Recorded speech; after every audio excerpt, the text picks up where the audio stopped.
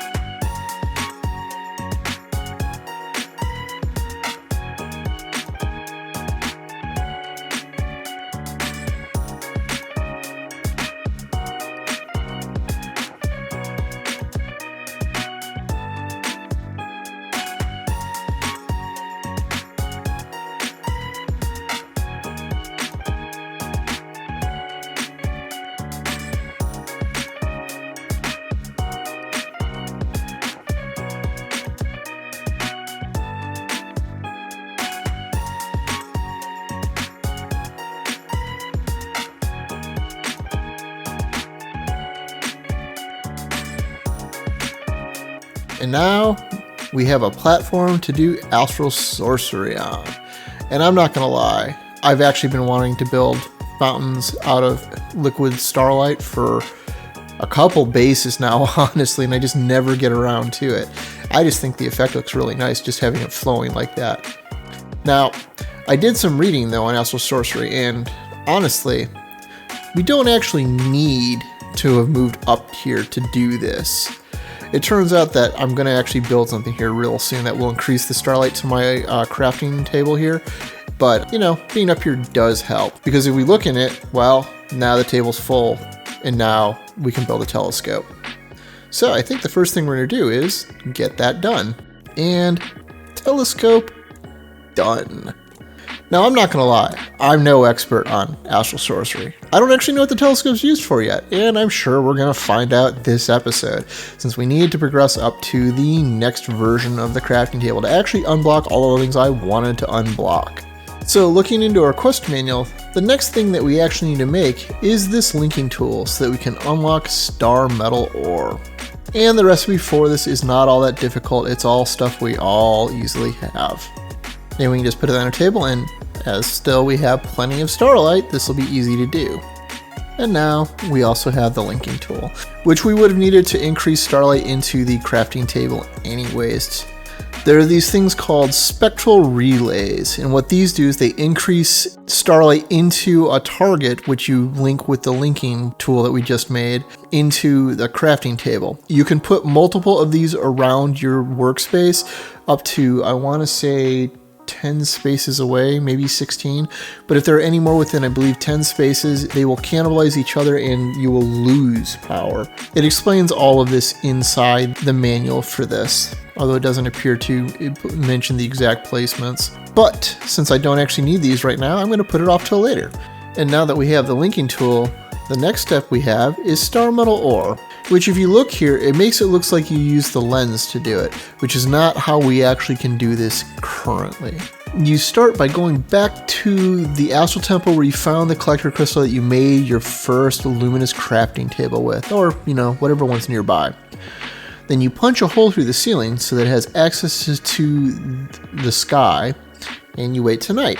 You start by placing down your iron ore. Then you take your linking tool and click the crystal, and right-click your iron ore.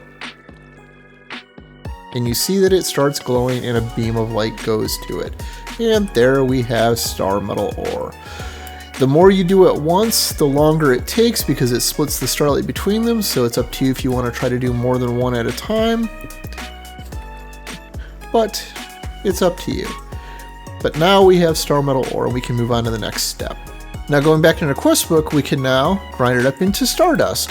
And stardust can be made in a handful of ways. You can just smash it apart with that, with an engineer's hammer, or put it in a crusher, which will double it, or a pulverizer, which will double it innately. You know, all the normal things. Or you can use the Astral Sorcery grindstone with a chance to double the ore. So, while this only has a chance, I am not going to use this because I'm just going to go put it in a pulverizer. Be right back. And hooray for technology defeating magic once again. So now that we have that done, we can now create celestial crystals. And the instructions are right here. So you just toss stardust and a rock crystal into some starlight. So let's toss a rock crystal and some stardust into this pool.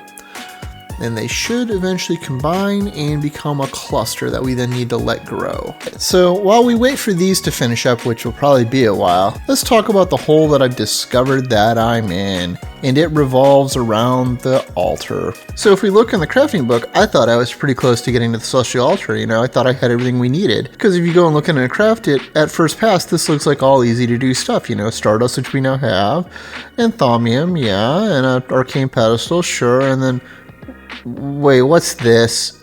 Oh no. It's a blood magic component, which we haven't even started on, which means we are once again stuck. And we can still not get to the oven portal in Botania. So, I guess we're going to do blood magic somewhere in the nearest future. But for now, let's finish out the things that we can do. Alright, so as far as the celestial crystal goes, I might have been doing this wrong the whole time. So I had to go look some things up. I'm still not entirely certain this requires a collector crystal, but it looks like it might at least to start with. To speed up growth, you want it growing on top of Starmetal, which is why I put an iron down there and let it convert. But this time, if we block that off, put the liquid starlight in there, and then the rock crystal, and the stardust, yep, now we see purple sparkles, which is what we were supposed to see if this was working, which I never once saw on top of my base. So if we wait a little bit, we should see this convert to the cluster, and then we have to wait for it to grow. And there it converted. The sparkles will change, I believe, to white when it finishes, and it will take a little while to do so. Right here, and back at our celestial crystal cluster, you notice how it's glowing white and purple particles now. If we press F3 to bring up the overlay and look at it, if you see it serialized as metadata on the right above it, there's the Celestial Crystal Stage 4. That's the stage we can break it at. If it's before Stage 4, you do not want to break these. They're not ready yet. Once we have that, we are done. And now we have the finished Celestial Crystal. I need to note that this took days of in-game time, even sitting on top of the star metal ore there. Alright folks, so I think this is where we're going to call it for today, because the next step is where things get very complicated in Astral Sorcery. And I'm not entirely happy with my platform, because I've come to realize that despite thinking I overbuilt this time, it's not even remotely close to big enough. Astral Sorcery is a real space hog. If you thought you built big enough, you probably didn't, and you probably need to expand it, I don't know, 2, 3, 4, 5 times larger than whatever you made it as. So be aware of that, because that's not fun. Anyway, let's open up the couple loot chests we got this time. Alright, and it's 5 of them, so let's go through them. Factory blocks, which is what I made my platform out of, just not this particular chisel type. Food we haven't eaten, so I'll take that. Overclocker upgrades, which we can now make pretty easily. More food we haven't eaten, but I swear I've made this. And food we have eaten. So kind of a disappointing day for the loot chests. Anyhow, as always, I'm Ard. Thank you for watching, and have a good day.